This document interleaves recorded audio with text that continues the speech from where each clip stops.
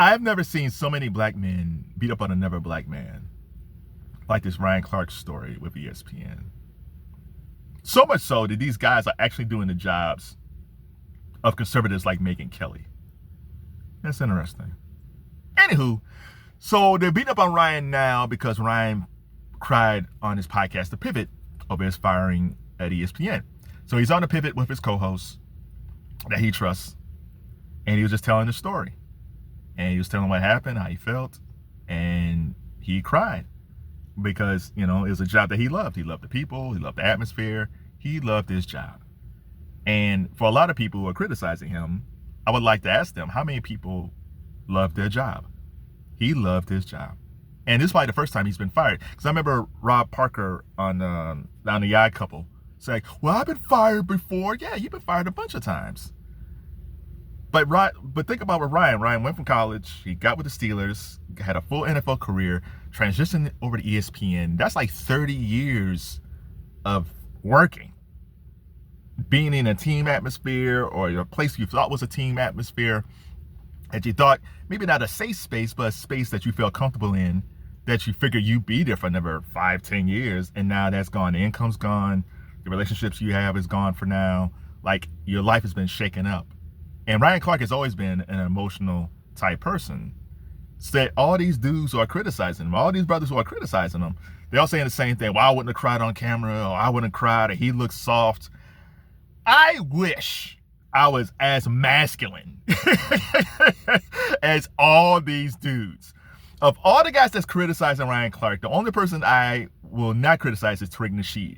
Tariq Nasheed I've been listening to for years. And I don't think Tariq cries over anything. He is a true pimp through and through. I'm putting Tariq aside. Everybody else, I do not believe that these dudes don't get emotional over anything. They might not have cried over a job, but they cried over a woman. They cried over a dog. They cried over something. I don't believe all these dudes are all stoic. I don't believe these dudes have that pit mentality. We're like, okay, on to the next. I don't believe all these dudes are stoic. I don't believe these dudes have no emotion. Everybody got emotion. One of our favorite players ever, one of my favorite players ever, pound for pound. LeBron James said this when he was younger. He said he's the best pound for pound player of all time, is Allen Iverson. Allen Iverson is not soft at all.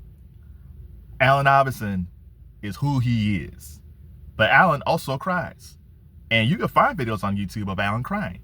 There's a video of him when he cried when he came back to Philadelphia. Allen Iverson did not want to be traded out of Philly. But things, he kept on clashing with everybody and they just traded him. And then he found his way back and he cried at that press conference. Even when Allen was in Philly, I remember he got injured and he really wanted to play and he cried. I seen Dennis Rodman cry. I seen Terrell Owens cry. I saw a video of Travis Kelce crying at Jason Kelce's funeral, Jason Kelce's retirement. Jason Kelce was tired, not Travis. Travis was crying. Dudes cry. There's people who are stoic. There are people who are very in control of their emotions, and there's people who cry. Dick Vermeil, the former coach of the Rams, the greatest show on turf, he cried when you just said hello. He said hello to me. That was beautiful. Dick Vermeil cried all the time. Some people just have different emotions. I am not a crier, but I well up. My voice cracks and I well up. In fact, I felt bad because I didn't cry when my mom died, but a piece of my soul died when she went away.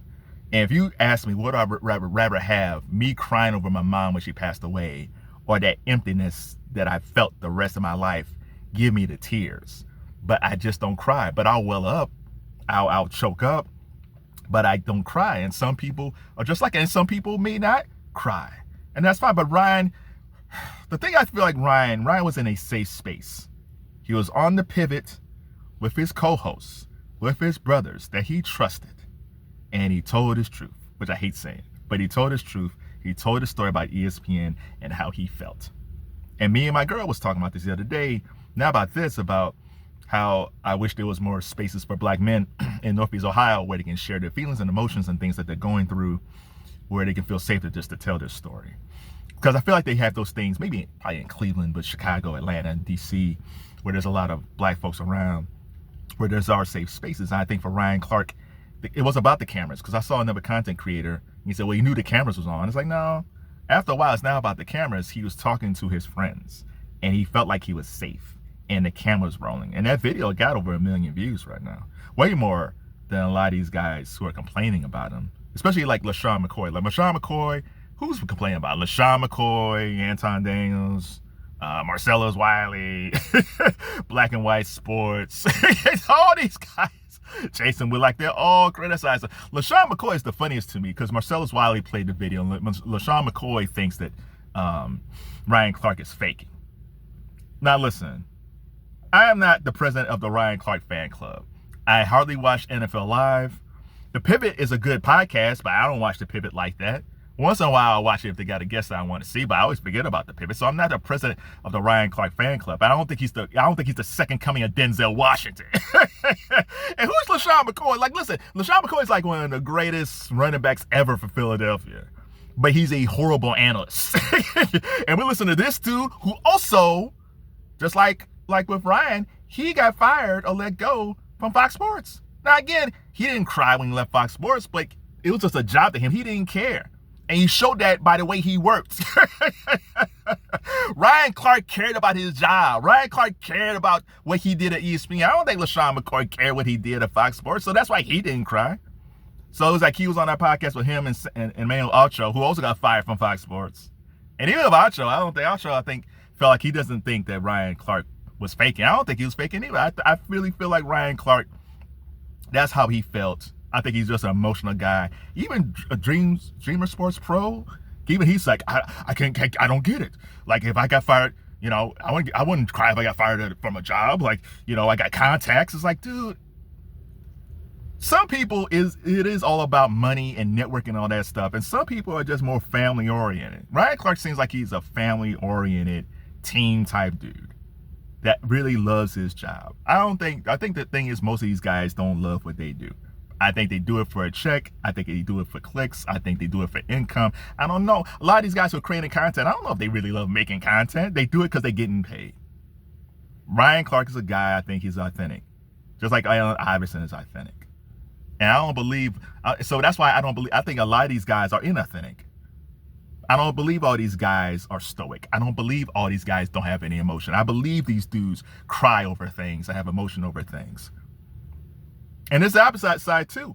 The opposite side is you keep all your emotions in, you stifle that stuff out, and then you yell at your friends and you yell at your coworkers, your former coworkers, or you yell at your friends because you keep all your emotions aside.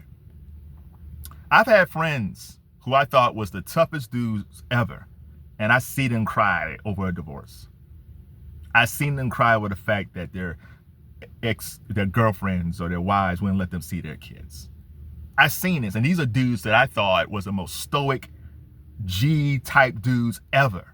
That I felt like I was the emotional one. It's like, because I'm always complaining about stuff, but I was like, but when I've seen these dudes break down because they felt like they were in a safe space, and Ryan Clark was in a safe space.